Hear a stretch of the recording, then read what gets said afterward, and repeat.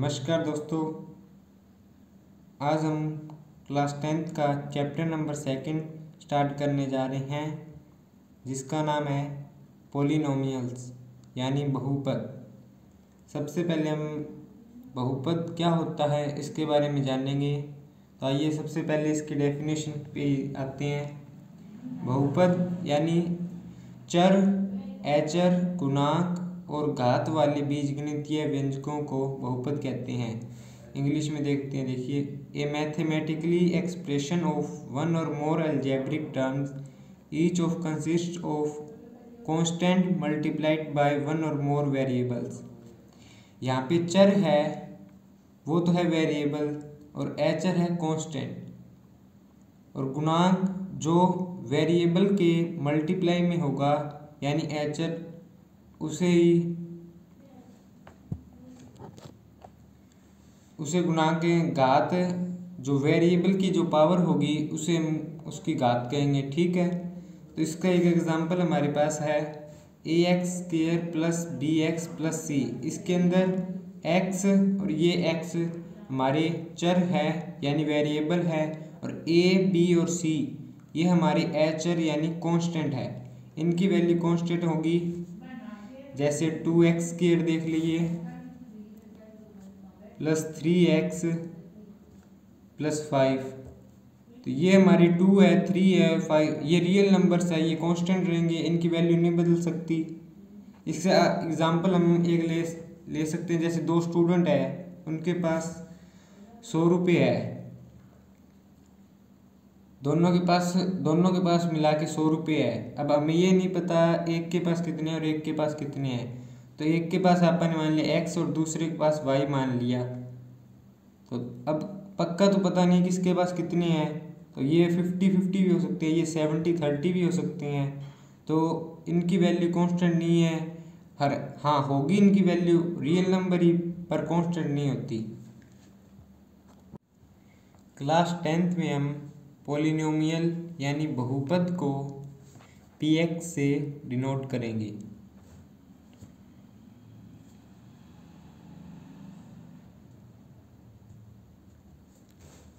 Class 10th में px से यानी पॉलिनोमियल को डिनोट करेंगे। ठीक है, अब आगे देखते हैं चर और अचर क्या है।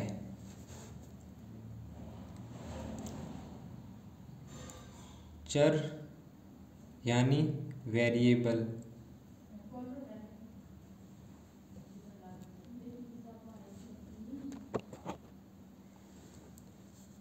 it is denoted by any symbol, denoted by any symbol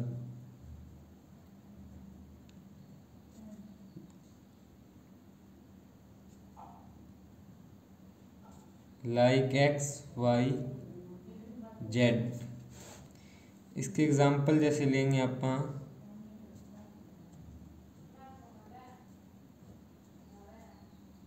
px यानी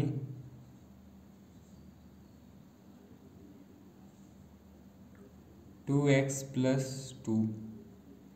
अब x की यहाँ पे जो वैल्यू भरेंगे उसी के अकॉर्डिंग ये चेंज होती रहेगी इसकी वैल्यू px की। ठीक है, x को 1 भरते हैं,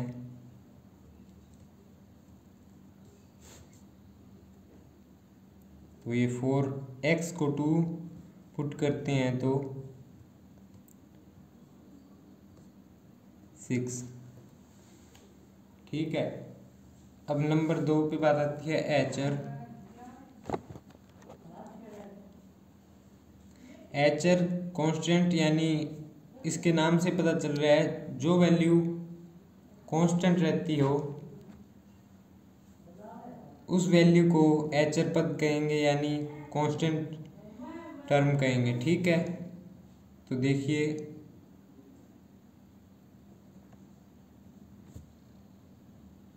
that value of polynomial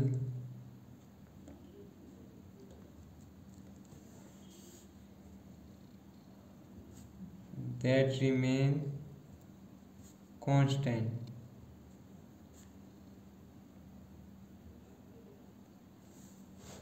इसका एग्जांपल हम लेंगे 3x + 2। 3 और 2 है वो हमारी कांस्टेंट वैल्यूज़ है। ओके, अब हम बात करेंगे जो टर्म्स बहुपद यानी पॉलिनोमियल्स नहीं हो सकती, तो उसके पहली बात करेंगे हम जिनकी पावर यानी घात नेगेटिव होगी।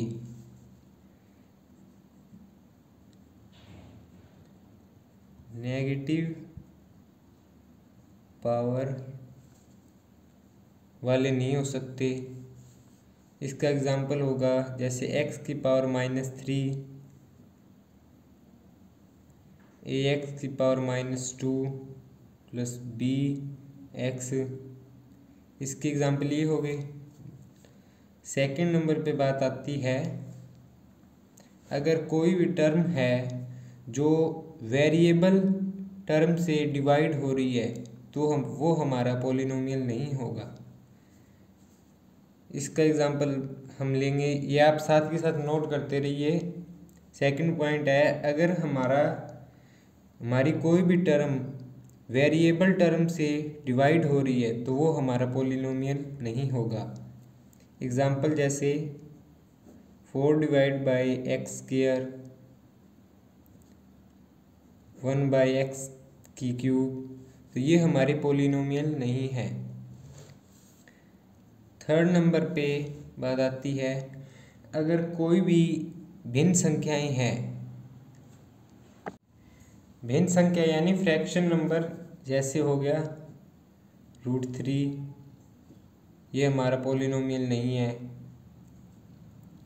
जैसे आ गया x⁻1/2, x⁻4/3, तो ये हमारे पॉलिनोमियल्स नहीं हैं। ओके, अब हम बात करेंगे types of polynomials. Types of polynomial,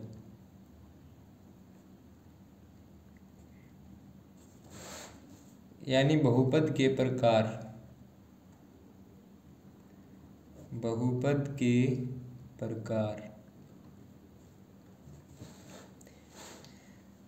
polynomials को दो बेसिस पे बांटा गया है, डिवाइड किया गया है। पहला हम according to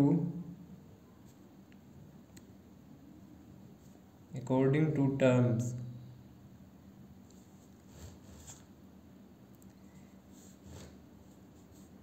according to term यानी पद के अनुसार। हमें बहुपद में देखना है कि इसमें कितने पद है यानी कितनी टर्म्स है। देखिए पहले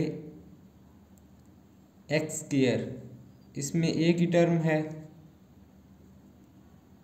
x² + x, इसमें दो टर्म्स है। तो जिसमें एक टर्म होगी यानी एक पद होगा उसे हम कहते हैं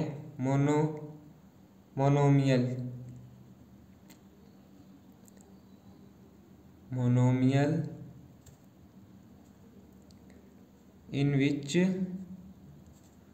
वन टर्म। सेकंड हमारा है बायनोमियल।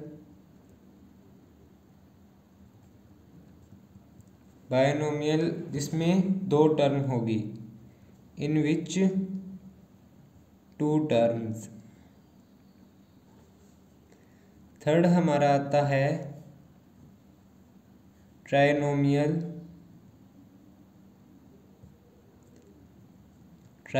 यानी 3, इन विच 3 टर्म्स। 3 टर्म्स का एग्जाम्पल ले लेते हैं। x² + x + c, यानी यहाँ पे a b c। ये हमारा, इसमें हमारे 3 टर्म्स हो गए, 1 2 और 3। ये 3 टर्म्स हो गए यानी ट्राइनोमियल।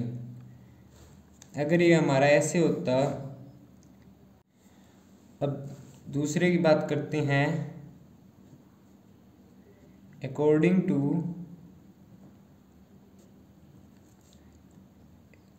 टू डिग्री यानी पावर। पहला है अकॉर्डिंग टू डिग्री यानी घात पावर। तो अगर जो हमारा जो x जो स्टार्टिंग में होगा उसके ऊपर जितनी पावर होगी, जो मैक्सिमम उस पॉलिनोमियल में जितनी पावर होगी वो उसी डिग्री का माना जाएगा। जैसे ये है x, तो इसके ऊपर कितनी पावर है 1, तो ये हमारा क्या माना जाएगा। देखिए 2x + 3 ले लिया, इसके अंदर x की पावर हमारी कितनी है 1, तो इसे क्या कहेंगे हम, लीनियर पॉलिनोमियल।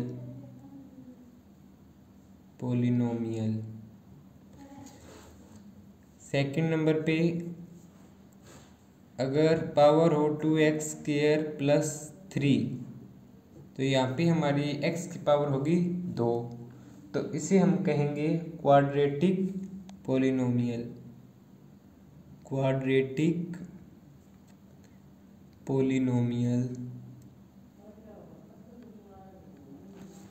और थर्ड नंबर पे बात आती है, अगर x की पावर हमारी 3 हो तो उसे हम कहेंगे क्यूबिक पॉलिनोमियल। तो धन्यवाद बच्चों, आगे की बात हम अगली क्लास में करते हैं। Thank you.